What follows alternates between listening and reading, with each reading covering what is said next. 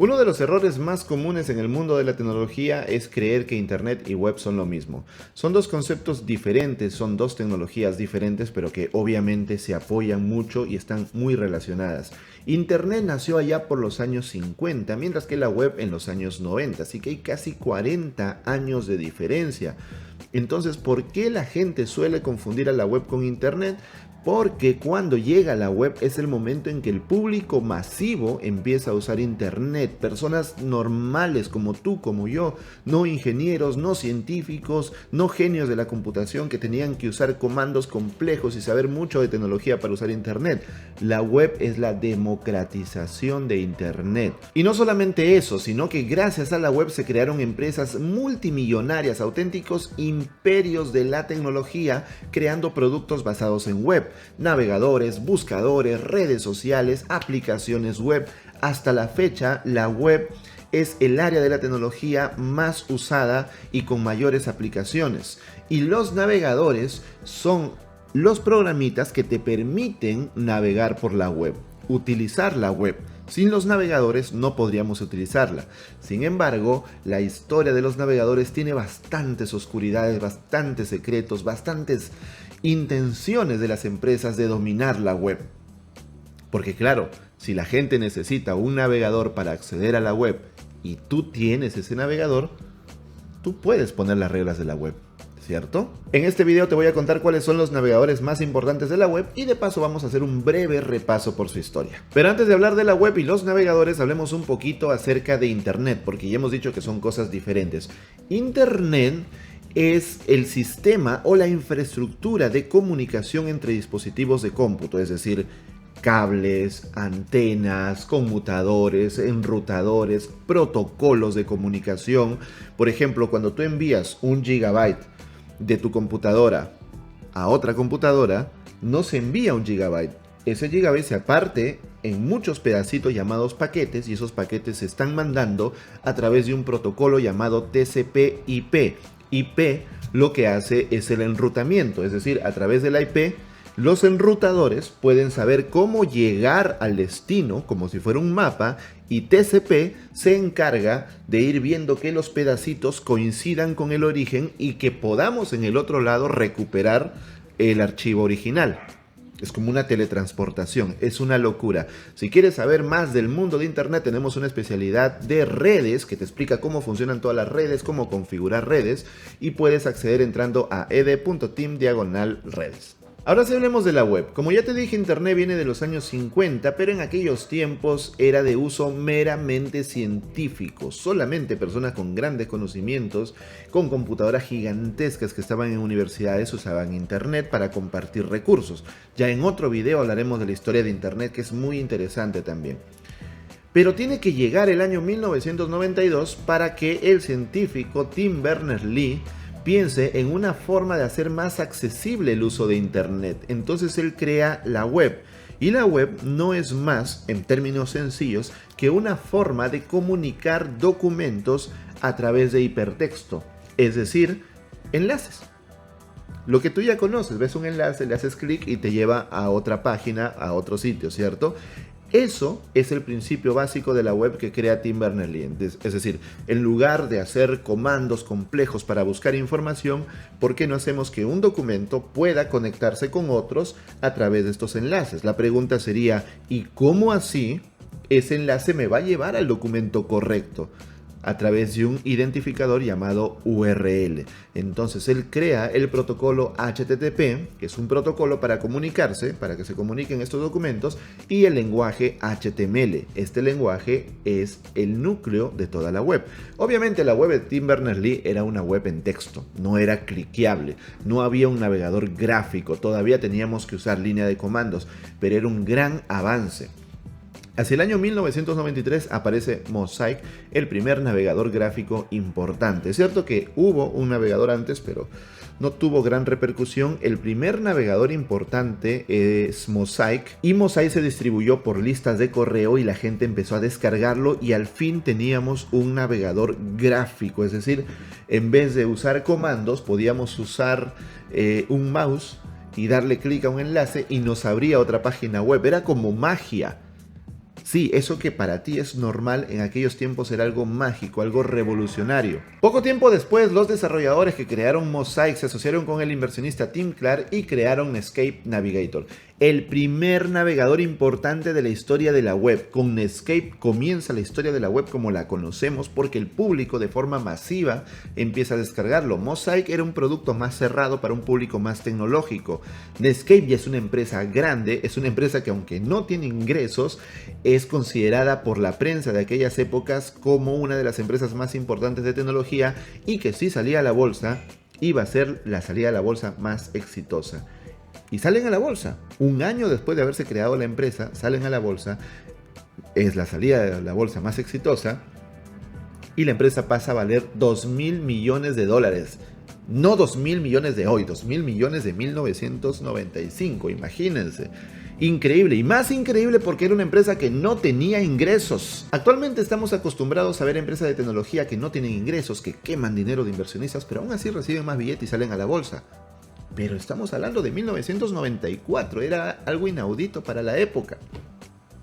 El punto es que Netscape sale a la bolsa, se hace súper poderosa y obviamente eso hacía peligrar el reinado de Microsoft. El reinado de Microsoft era de la computadora personal. Esto de la web era algo nuevo y los tomó desprevenidos.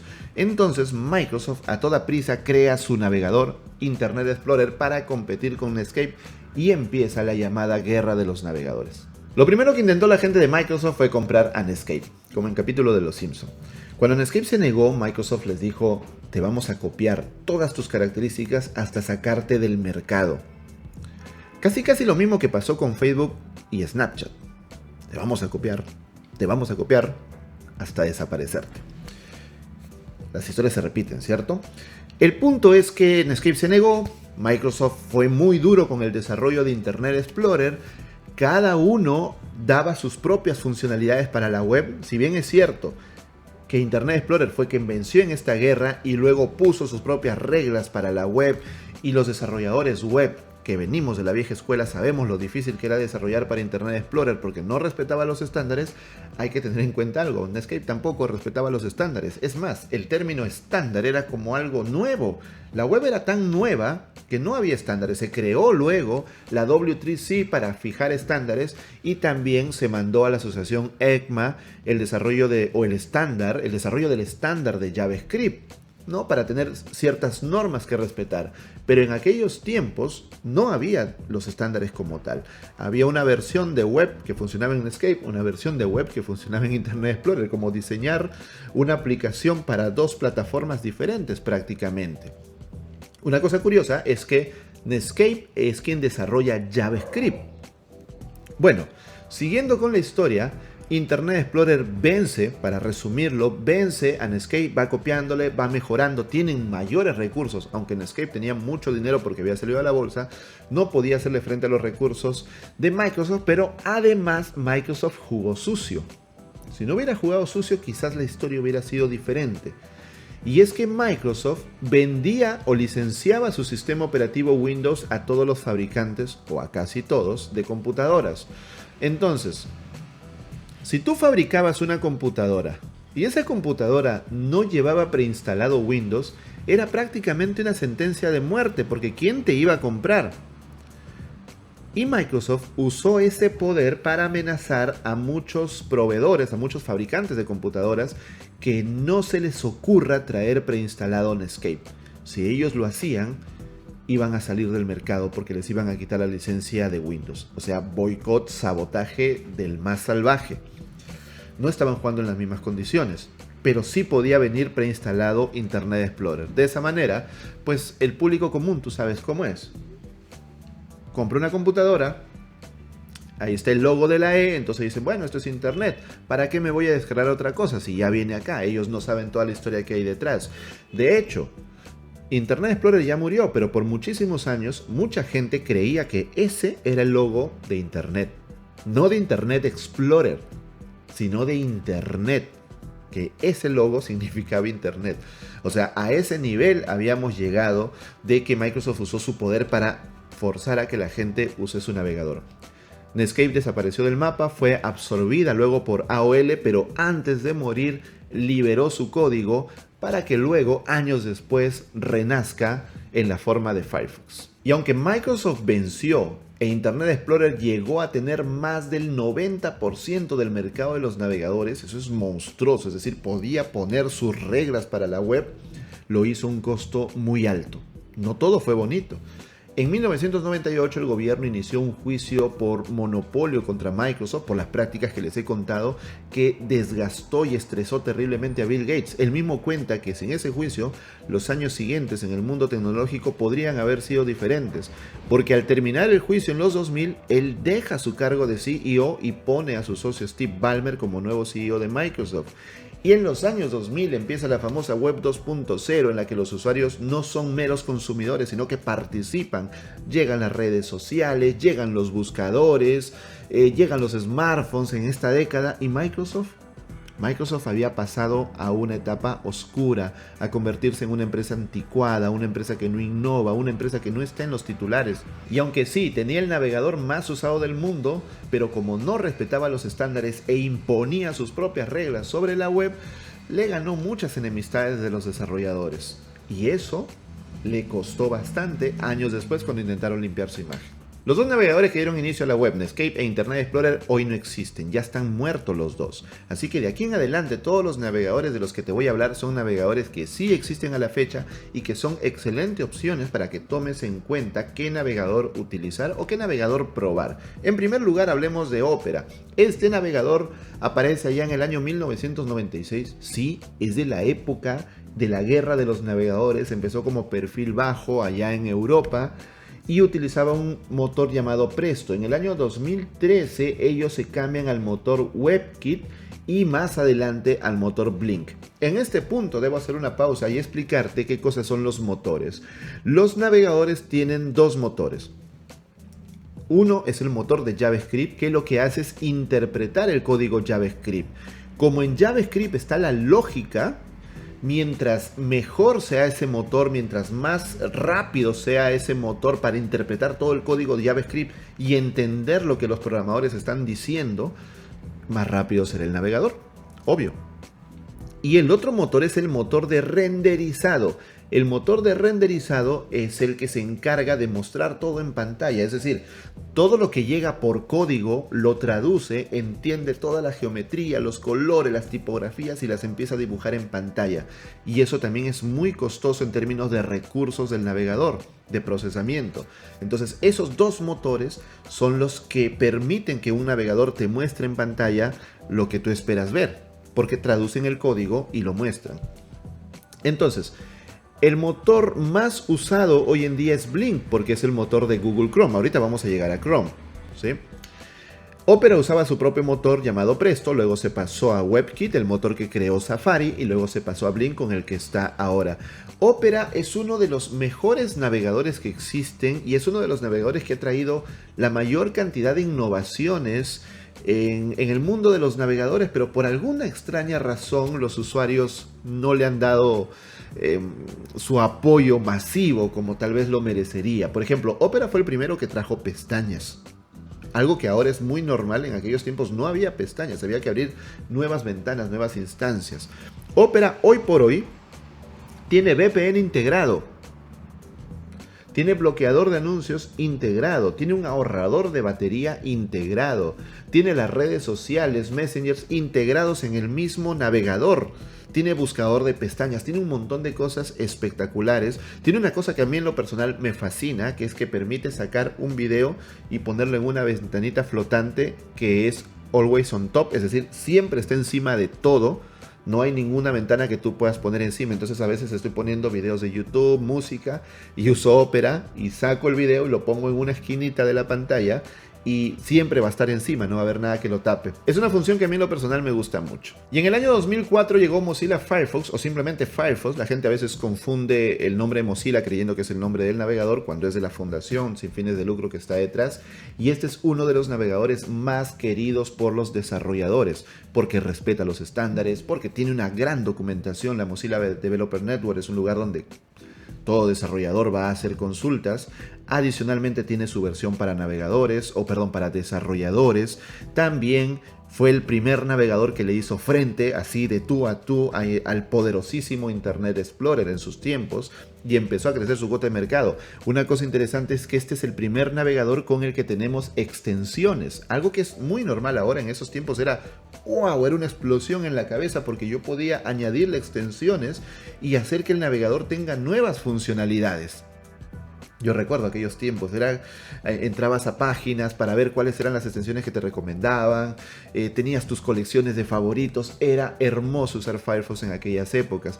Lamentablemente nunca tuvo una cuota muy fuerte de mercado y aunque un tiempo estuvo creciendo muy duro, luego llegó Google Chrome a comerse todo el mercado que poco a poco había ganado a paso firme Firefox. Sin embargo, sigue siendo una gran opción y lo que ellos siempre promueven es la libertad, es la seguridad, es la protección de tu privacidad. Hoy por hoy Firefox tiene, además del navegador como tal, tiene algunos proyectos adicionales. Ha rediseñado su marca. De hecho, este es el logo nuevo, ¿no? El logo antiguo es igualito, pero con otro estilo. Un estilo un poco más antiguo, ¿no? Este es más moderno, sin trazos, con colores más suaves. Ahora, tiene un bloqueador de anuncios y un bloqueador de rastreadores. También tiene un gestor de contraseñas integrado en el navegador que se llama Firefox Lockwise, y también tiene una funcionalidad que te permite saber si hay datos que podrían haberse filtrado, datos tuyos. Y por aquellas épocas, en el año 2003, aparece Safari, el navegador oficial de Apple. Y es que en los años 90 las computadoras de Apple llevaban el navegador Netscape, pero Netscape se murió. Y en el 97 Steve Jobs regresa a Apple. Apple no tenía plata, y si tú te conoces la historia, debes recordar que Steve Jobs levanta el teléfono y le pide billete a su archirrival Bill Gates, porque sin ese billete la empresa no levantaba, así que era su prioridad, billete. Listo. Bill Gates accede, Steve Jobs le dice que gracias a ese acuerdo el mundo será un lugar mejor, y dentro de este acuerdo era que también ellos hagan software para las Mac. Así que crean sus versiones de Office y también Internet Explorer para Mac. Increíble, Internet Explorer corriendo en las Mac. Pero esto fue hasta el año 2003, mientras Apple iba desarrollando su propio navegador. Así que desarrolla su navegador. Recuerda que en el 2007 es el lanzamiento del iPhone y empieza toda la revolución del mundo móvil que hace Apple. Entonces, era una estrategia de largo plazo la que hizo Steve Jobs. Y le funcionó muy bien. Safari durante un tiempo estuvo disponible también para Windows, pero luego le retiraron el soporte. Entonces Safari está en los dispositivos iOS y en los dispositivos macOS. Lo que suele ser un dolor de cabeza para los desarrolladores porque hay algunas cosas que no se interpretan bien en Safari.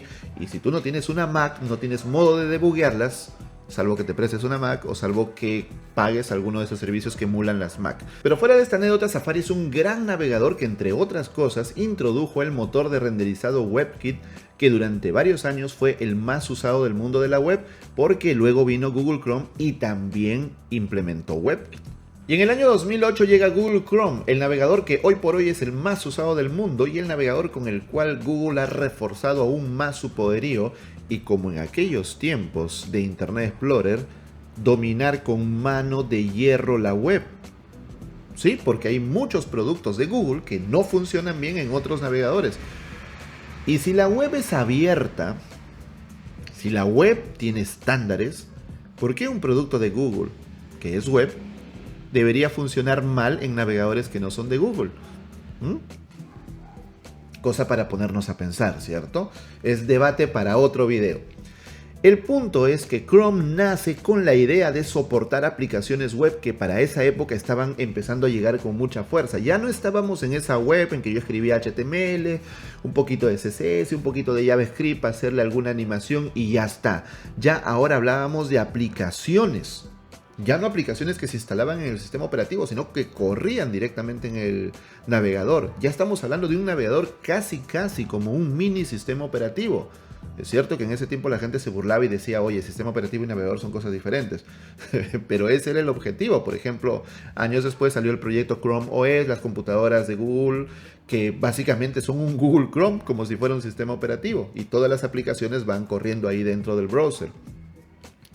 Entonces aparecen también el concepto de aplicaciones dentro de Google Chrome. Incluso tenía un navegador, un menú, un botoncito tipo menú inicio en aquellas épocas. No sé si lo recuerden. Luego lo quitaron. A mí me gustaba mucho y me dolió cuando quitaron el menú inicio de... No me acuerdo cómo se llama hace muchos años, pero lo quitaron de Google Chrome. Entonces era muy chévere. Incluso ellos plantearon la idea de que cada pestaña sea un proceso separado. Porque como ellos pensaban en aplicaciones, pues si un proceso se moría, iba a matar a todo el navegador e iba a arruinar completamente tu experiencia. Entonces cada proceso es independiente, pero a cambio te consume muchos recursos. Y esa es una de las burlas frecuentes contra Google Chrome. Google Chrome es un excelente navegador. El problema, como siempre, es que cuando una empresa tiene una cuota de mercado tan grande, luego puede hacer lo que le da la gana. Entonces eso es algo en lo cual reflexionar. Ahora bien, Google Chrome está basado en un proyecto open source también de Google llamado Chromium. Google Chrome es privativo, Chromium es open source. Es más o menos como el proyecto Android. Android es open source, pero encima, o sea, el Android que tú ves ya en tu teléfono ya no es open source, ¿no? Porque al Android open source, que es AOSP, Android Open Source Project, ¿no? A ese Android open source le agregan un montón de capas ya propietarias. Y esas capas propietarias ya son de Google.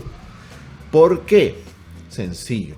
Tiene toda una razón de ser. Si tú haces un proyecto open source, es cierto que cualquier otra empresa puede utilizarlo, por supuesto, pero esa empresa, obviamente, al utilizar tu capa open source, también va a ayudar a mejorarla. Entonces también se beneficia del desarrollo de otras comunidades o de otras empresas. Esa es la lógica para que Android sea open source en su capa más baja y Chrome sea open source, pero también en su capa más baja. Desde la llegada de Google Chrome, todos los que nos dedicamos a esto sabíamos que los días de Internet Explorer estaban contados. No se iba a morir al día siguiente ni a la semana siguiente, pero ya estaban contados sus días. Le demoró aproximadamente 10 años en morirse, pero una agonía lenta, porque mientras Chrome crecía, Internet Explorer iba dejando de existir. ¿Por qué? Por un lado, porque Chrome a nivel técnico era un excelente navegador. Ellos introdujeron el famosísimo motor V8, que era un motor que procesaba JavaScript muchísimo más rápido. Y además, Google es una empresa basada en Internet. Es decir, todos sus productos, bueno, luego viene Android que es diferente, pero hasta la fecha todos sus productos son basados completamente en web. Su negocio es web. Por lo tanto, para ellos tener un navegador de buen rendimiento es fundamental.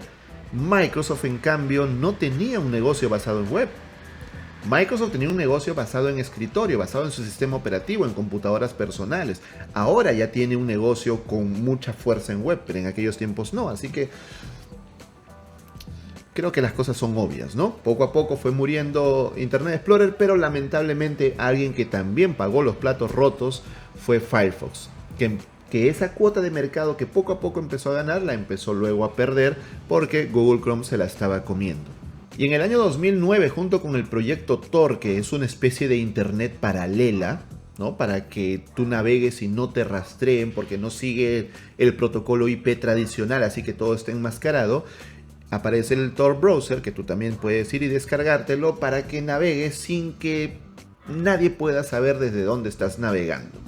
En el año 2015 aparece Vivaldi, que es creada por el ex CEO de Opera, así que básicamente es un Opera nuevo. Si tú vas a la página de Vivaldi vas a ver que las características son básicamente las mismas, completamente las mismas que Opera. En el año 2016 aparece Brave.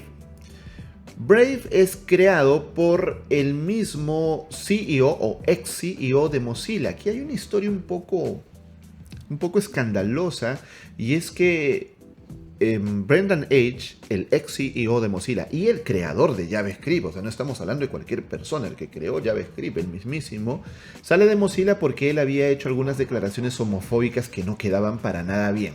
La cosa es que él sale y crea su propio proyecto Brave, y lo que él busca con Brave, en sus propias palabras, es arreglar la web. Lo cual tiene mucho sentido porque hasta el mismo creador de la web, Tim Berners-Lee, del que hablamos hace rato, también habló de corregir la web, de arreglar la web, que la web ya está rota, porque claro, la idea de la web es que sea abierta, que sea algo estándar, universal, y que todos tengamos el mismo nivel de acceso. Pero claro, las empresas crean su navegador y cuando el navegador tiene cuota de mercado, ellos dicen, ok, en tu navegador mis productos no van a funcionar bien o ustedes van a tener que hacer sus páginas web como yo digo, porque si no, no se va a ver bien. Y como todo el mundo usa mi navegador, pues te aguantas mis reglas. Y eso queda feo, ¿no? Una web que te rastrea, que rastrea todo lo que estás haciendo. Entonces, Brave llega con esas ideas, con las ideas de proteger tu privacidad, de bloquear todas las cosas que te rastrean. En el año 2020, este año, Microsoft se limpia, Microsoft paga sus culpas y lanza Edge Chromium. Esta es la segunda versión de Edge. Ellos ya habían lanzado un navegador llamado Edge hace unos años, creo el 2015, 16 por ahí, pero que fue la burla de toda la comunidad. Literal, la burla. ¿Por qué? Porque el primer Edge era un Internet Explorer maquillado. Incluso era la E con una colita atrás, así como rockera, ¿no? Entonces, ¿te acuerdas lo que te dije hace un rato? Internet Explorer ganó la primera guerra de los navegadores, destruyó a Netscape, pero ¿a qué costo? Al costo de que Bill Gates salió de Microsoft, o sea, no es un tema menor, y entró un CEO que no estaba a la altura para nada. Microsoft se durmió casi por 2 décadas, y luego cuando llega Satya Nadella e intenta limpiar la imagen de Microsoft, le costó mucho. Cuando Microsoft se acerca a Linux, la gente desconfiaba de Microsoft, decía, algo quieren. Cuando Microsoft compró GitHub, la gente decía, me quieren robar mi código. O sea, esa desconfianza se la ganaron. Ese fue el precio de lo que hicieron en los años 90. Entonces, cuando sacan Edge, la gente no confía. Y de verdad era un navegador malo.